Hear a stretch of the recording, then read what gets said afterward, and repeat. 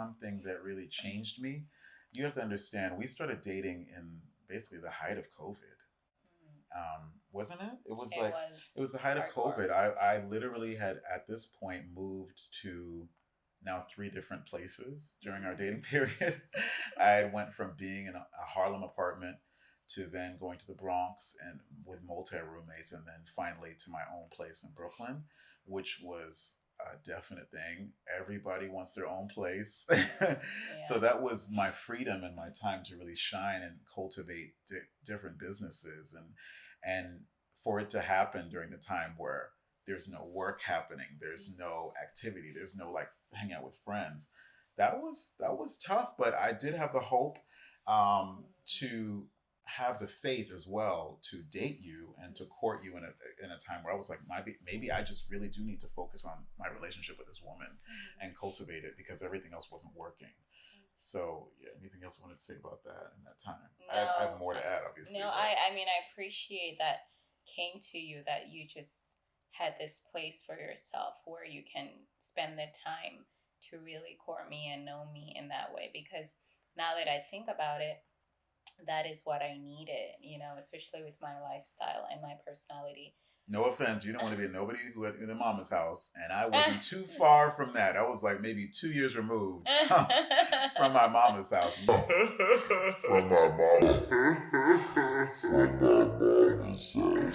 If you live at home with your mama, oh yes, son, I'm talking to you. You were like, Yeah. yeah. And that and also just the time that I felt we needed to have for Mm-hmm. you to court me and for me to know Yeah. myself how to be dated by a guy, because I haven't dated much.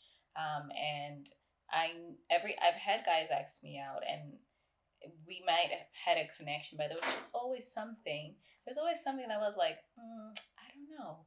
Yeah. And it wouldn't go anywhere else. And Mm. most of the guys that like me were long distance too. And for some reason, for me to go back to that with my future husband, to be able to Yeah. date online, it really needed some sort of unique commitment. So for you to be quarantined in New York and in Taiwan, we were also going through COVID cases, but we managed it well. So my schedule was still normal. We ended up chatting because we're 12 hours apart in our time zone. When I went to work, we would talk in the morning, like from 7 to when I arrived at work at Right. 8. Right. And then Excuse me. if I had a break, we would talk until 10. You would Yeah. go to sleep. And then Mm. when I get home, we would talk again from like 9 to 12. Yeah, my boys knew at the time who were living near me that I was like, okay, so you don't speak to me till afternoon, literally noon, all the way until what you say 7 Right. is when I was free to talk to other people. Other than that, it was Esjae Tivamile time. Esjae Right. Tivamile time. It Yeah. was, and it was tiring because it's like 12 hours. And if you guys haven't understood what we're saying, I lived in New York. She was in Taiwan. Mm-hmm. When I told some of my friends about you, I was like, "There's this girl, she's in Taiwan though. I don't know." So who would have thought? Would have thought. Who Yeah. would have even? Who would have thought? Nobody would have thought that. No Yeah. way. No. Yeah. So yeah, with our time difference, I remember while we were talking, I asked him a question. I said, so you notice we're pretty attracted to each other because we enjoy talking to each other. It didn't matter if he was cooking a meal Oh my or god. was working out Right. or anywhere. I thought of him and I wanted to know about his day. And he responded and he was like, yeah, we're pretty attracted to What each she other. actually said was, Yeah, I what think did I say? we were talking about how we're speaking to each other every day, and Mhm. you were mentioning it because she's one of those people who would like really say what's on her mind. I guess with those she feels comfortable with, and so for me, I am to a point too. So it goes back and forth, but I will say that you said you said yeah because there's an attraction there, right? I think that's why we Oh, enjoy yeah, it, that's me. Yeah. and I was like because there's an attraction there, and my eyes were like in my mind I'm like, oh, that's a very she's so forward, and I love that because I can be a little bit more timid when it comes to that because of, I guess, experiencing rejection in the way Mm-hmm. that I have felt I've experienced it. Mm-hmm. I'm sure that many other guys and girls have I'm experienced sure rejection, everyone has gone through that. insurmountable amounts of it. But for Yeah. me, I think it just was all consuming because I felt like I Mm-hmm. didn't find the right one. So when you Mm-hmm. said that, it sparked Mm-hmm. immediately what I needed to do with being intentional, Right. which I realized quick. Naturally, I wouldn't do that, but I was looking at how we met, and I'd been praying for meeting my future spouse, and for Mm, the way it happened, I just had this faith and this determination to just go for it. One thing I can say, we really worked hard to focus on us, yeah. and I'll be honest. I will say to anybody who's really trying to get married, you got to know that some people are taking up your time that you could be courting someone else and really being with the person you want to be with. It doesn't mean that you can't have friends, but if you have that desire, really be careful about how you spend your time. You know. So, yeah, when I asked you that question, for me, it confirmed that, okay, I'm on the right track in getting to know SJ, and that we're not just friends catching up from high school, but we are attracted to each other and there's something there. And as much as it was like a long distance time difference, it felt like he was right here next to me. He was available, I Yeah. was available. Mm. He was the last person I spoke to before bed. It was the first person I spoke to when I woke up. And it was good. It Um, was nice to feel that, like, mhm. for a change, like, oh, I wake up to somebody who I know cares the same way. Right, Yeah. yeah. And I think that what really connected me with him was our values. I remember we were just having this deep conversation as I'm working out outside about life and how we see life and how we feel about God and who God is to us. Mm. And it just felt so normal and Yeah. natural. And that's where our friendship actually developed even more for us to just share as friends. I've always wanted to marry my best friend, Yeah. and for us to even have that connection that way Right. meant a lot to me.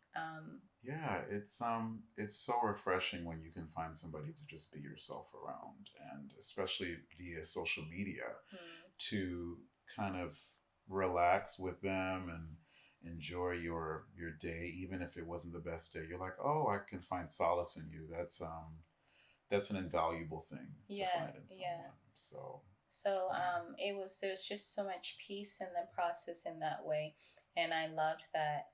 You know, I which I've never experienced was when he said, let's meet at 9 or let's talk at 9, he would really be there. And during Mhm. that time, imagine guys dating online, you only have your phone.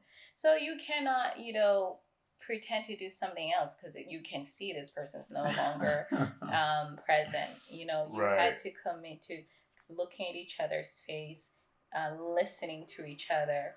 Um, and really connecting with our heart. And usually, when you're dating, it's easy to start wanting to be physical with a person, like even holding their hand or kissing them. Yeah. But we didn't have that. We didn't have that opportunity. But also, we knew that we want to be intentional with our dating and Yeah. that we were going to wait till we get married. We really believe in those values. Yeah. We wanted to just keep it to a place where we had something to look forward to. I mean, can I share with them a little bit? Right. Okay, Okay, sure. so basically, the only thing that we really did that was semi affectionate was we would kiss quickly on the phone before we went left each other. Right. Just Hmm. because it just felt like we were close in Hmm. that way. But then, Yeah. eventually we had to be like, okay, we're feeling something, and we don't want it to go to a certain place. So definitely my advice: don't send salacious photos to somebody trying to court. Don't Mm, overly advertise because then there's yeah, nothing to look forward to. So right.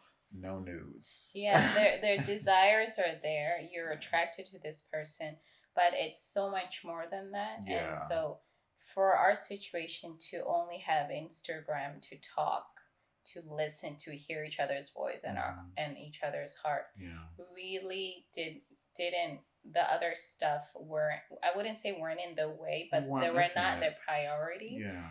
which allowed our friendship to even be closer. Because when it's like, when you meet a friend for the first time, you really want to know them. You want to know their heart. You want to see what is connecting you guys. So to look forward to that, than looking forward to Bummer and Grunt. I don't say nothing wrong. No, but You remind me of all the right, listen, we can't cover, we can't clear it. No. it was No, nice. no. It was nice, and it really gave me, I'm a guy and I know that our sexual minds are like Come running around out. oh, Oh. no, no, no, but it's you have to also know what you fill your spirit up with on a daily basis. Whatever images, whatever you're into all day long might be the thing that you consume with. So if that's all I focused on was her beauty, her outer beauty, and the physicality, then I would be like, oh my gosh, we gotta do something. I gotta just, find another outlet for what I'm not getting with my girlfriend at the time. So it didn't really feel like that. It just felt like we have to really, you know, everyone has temptation. So we're not gonna lie to you and say that of course we don't desire each other, but we definitely had a lot more to talk about Right. than just the potential of being together in the intimate space. Yeah. And So. God knows exactly what you need. Mhm. And the way SJ pursued me and court me, it was exactly what I needed. Mhm. Maybe not what I wanted, but definitely what I needed for us Mhm. to get where we are You today. didn't want it. Not what she wanted. Okay. And I All right. really, really praise God for that. When I finally said yes to meeting my husband, that yes didn't come with just the words, but the preparation, the process, Mhm. and me being open to receive what SJ had in store for me Mhm. as my boyfriend then, and now as my husband. And of course, we weren't gonna date online for the rest of our lives. No, There had to no. be a time where we meet in Cause, person. cause at one point she was like, "Are you gonna propose online to me?" I'm like, "No," Right. But for us, we knew. I'll just say this: Hmm. I knew that marriage was the end goal for me with Tivamile. Um, in fact, I think within how long did we date from August to I would say February right till we met. You till mean? we well before that it was only like a few months, right? Before we Yeah. actually met in person. Yes. So I had already bought a ring.